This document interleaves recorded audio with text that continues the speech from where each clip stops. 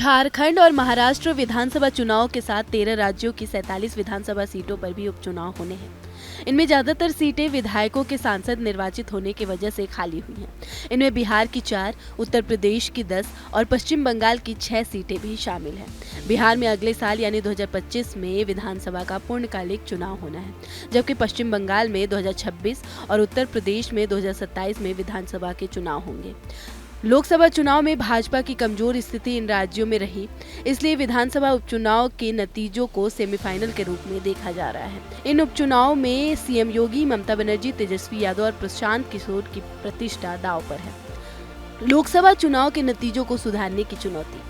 बिहार, बंगाल और उत्तर प्रदेश में उपचुनाव की अहमियत इसलिए बढ़ गई है कि लोकसभा चुनाव में इन राज्यों में भाजपा को अपेक्षा के अनुरूप सफलता नहीं मिली। बंगाल में ममता बनर्जी के नेतृत्व वाली टीएमसी ने भाजपा को नुकसान पहुंचाया, तो उत्तर प्रदेश में समाजवादी पार्टी के नेतृत्व वाले विपक्षी दल के इंडिया ब्लॉक ने। बिहार में भाजपा को 5 सीटों पर नुकसान हुआ। एनडीए में शामिल जेडीयू की भी 4 सीटें घट गई। उत्तर प्रदेश में भाजपा की हालत खराब रहने का कारण पार्टी में अंतर्कलह बताया गया। सीएम योगी आदित्यनाथ ने इसका ठिकरा उम्मीदवारों के चयनकर्ताओं पर फोड़ा। उनका कहना था कि उम्मीदवार चयन में उनकी मर्जी के खिलाफ काम हुआ। बंगाल में भाजपा के बिछड़ने की वजह ममता बनर्जी की आंधी बताई जा रही है। बिहार में भाजपा की सफलता के पीछे नरेंद्र मोदी सरकार के खिलाफ एंटी इनकम्बेंसी कारण बताया जा रहा है। इसलिए उपचुनाव में एनडीए को अपनी छवि सुधारनी होगी, तो इंडिया ब्लॉक को लोकसभा चुनाव की तरह ही टेम्पो बरकरार रखना होगा। बिहार में तेजस्वी और पीके की ताकत पता चलेगी। बिहार में एनडीए और यूपीए के अलावा तीसरे सियासी ध्रुव के रूप में इस बीच प्रशांत किशोर की पार्टी जन सुराज का उदय हुआ है। प्रशांत किशोर को बिहार में बदलाव का पक्का भरोसा है। तेजस्वी यादव नीतीश कुमार को सीएम की कुर्सी से उतारने के लिए पूरी ताकत लगाए हुए हैं। इसकी वजह भी है, पिछले विधानसभा चुनाव में तेजस्वी यादव ने अपने बूते विपक्षी गठबंधन के विधायकों की संख्या 110 तक पहुंचा दी थी। बाद में एआईएमआईएम के 4 विधायकों को भी तेजस्वी यादव ने आरजेडी का हिस्सा बना लिया। बहुमत के लिए जरूरी 122 के आंकड़े के लिए सिर्फ 8 विधायकों की कमी के कारण तेजस्वी यादव सीएम बनने से चूक गए थे। सीएम नीतीश कुमार को बिहार में किए अपने विकास कार्यों पर भरोसा है, इसलिए तीनों के लिए 4 सीटों पर हो रहे उपचुनाव सेमीफाइनल से कम नहीं है।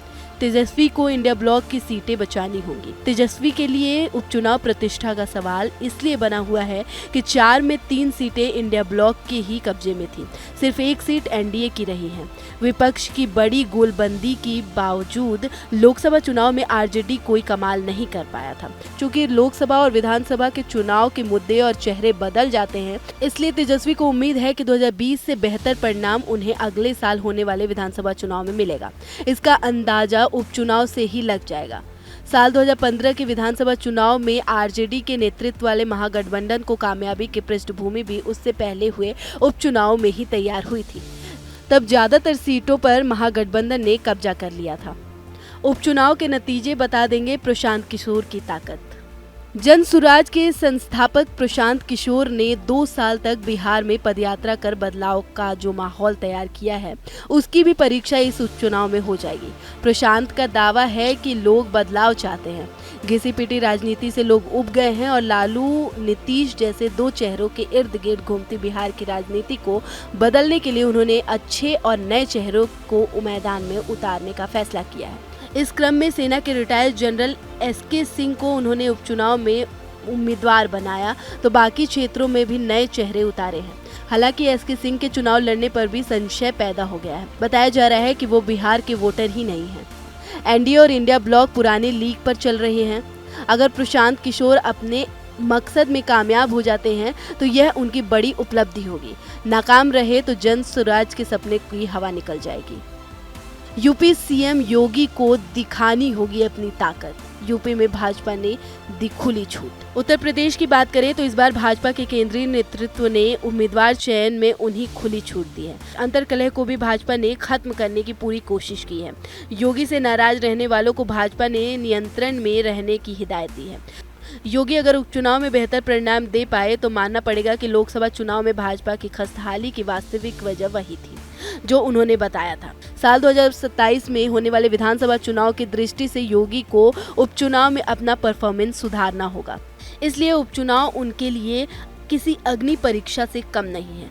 समाजवादी पार्टी के नेतृत्व वाले इंडिया ब्लॉक में टिकट बंटवारे को लेकर जो खटपट दिख रही है, उससे भी योगी की राह आसान हो सकती है, पर असली चाबी तो जनता के हाथ में है।